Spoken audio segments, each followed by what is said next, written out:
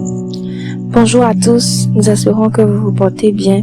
Nous sommes là ce matin pour vous partager la méditation quotidienne de la voix de l'Esprit. Mon nom est Dessous Claudia et ce matin notre méditation se trouve dans le livre de Marc. Marc son chapitre 8 à partir du verset 22 au verset 25. Marc 8, 22 à 25. Ils arrivèrent à Bethsaïda. On amena un aveugle à Jésus et on le supplia de le toucher. Jésus prit l'aveugle par la main et le conduisit hors du village. Puis il lui mouilla les yeux avec sa salive, lui imposa les mains et lui demanda « Est-ce que tu vois quelque chose ?» L'aveugle regardait et répondit « J'aperçois des hommes, mais je les vois comme des arbres qui marchent. » Jésus posa de nouveau ses mains sur les yeux de l'aveugle. Alors celui-ci vit clair. Il était guéri et voyait tout distinctement. Amen. Que le Seigneur bénisse encore sa parole et nous accorde la grâce de pouvoir encore mieux la comprendre au nom de Jésus. Amen. Le titre de notre méditation de ce matin, c'est « Essaye encore ». Essaye encore. Le passage que nous venons de lire nous raconte l'histoire d'un aveugle qui a été miraculeusement guéri par le Seigneur Jésus. Mais nous allons constater que même Jésus, il a eu à essayer encore pour pouvoir amener à réalisation la guérison complète de cet aveugle. La première fois, on lui a amené un aveugle et on lui a demandé de pouvoir le guérir. Et la première fois que Jésus a voulu guérir cet aveugle, il lui a mis de la salive sur les yeux, il lui a demandé est-ce qu'il voyait.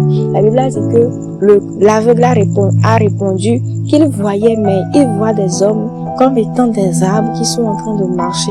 Ça veut dire que sa vision n'était pas encore totalement parfaite. Ça veut dire qu'il continuait encore par voir flou à certains endroits. Ça veut dire qu'il y avait toujours un problème qui persistait. Mais ce qui est là, c'est qu'il y a eu quand même un travail qui a été fait. Il y a quand même un commencement qui a eu lieu. Il y a déjà eu un début. Parce qu'avant, il ne voyait rien du tout. Mais maintenant, il a commencé par voir quand même quelque chose, mais qui n'était pas encore clair. Jésus a repris encore le processus. La Bible a dit que Jésus a remis de nouveau ses mains sur les yeux de l'aveugle. Il a repris encore le processus de la guérison. Et cette seconde fois où Jésus a repris le processus, la Bible a dit que l'aveugle a vu et qu'il était guéri complètement, qu'il pouvait voir tout clairement. Si même Jésus, le Fils de Dieu, il y a eu un moment dans sa vie sur cette terre où il a essayé encore. La première fois, ça n'a pas marché, mais il a eu la persévérance de pouvoir essayer encore.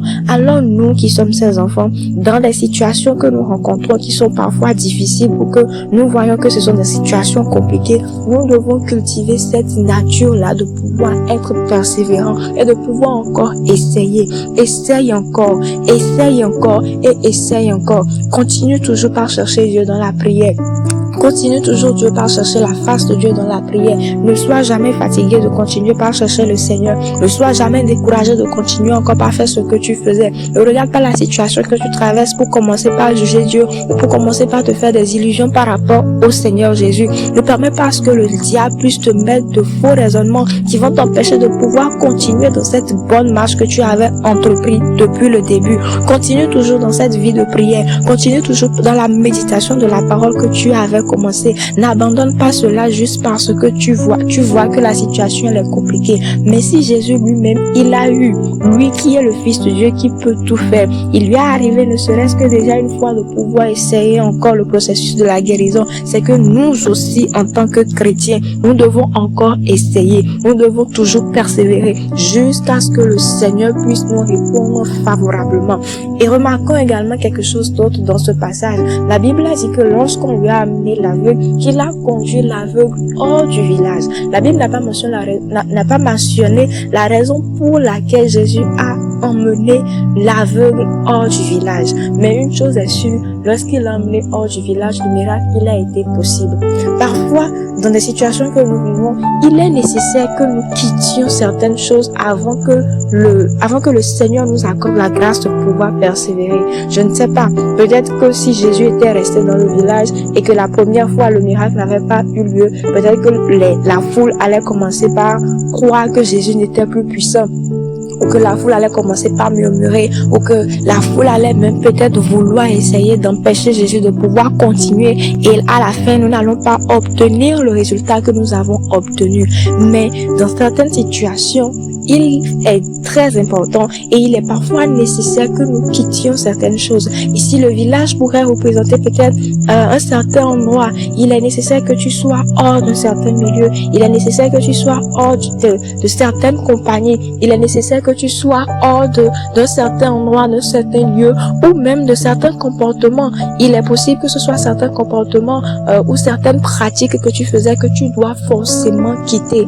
Autrement, ça ne va pas t'amener à pouvoir aller en profondeur dans la présence, dans la recherche de la connaissance de la parole de Dieu, dans la profondeur de la recherche, de la connaissance de la personne de Dieu lui-même. Et il est très important que nous puissions nous séparer de beaucoup de choses avant de pouvoir comprendre, ou avant de pouvoir voir maintenant clairement que nous devons nous attacher réellement à Dieu.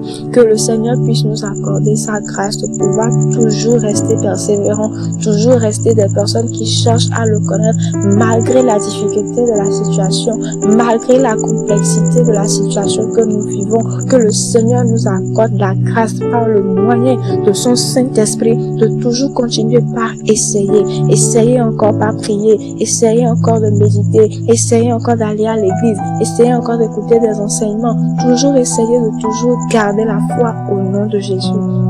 Sur ce, nous prions.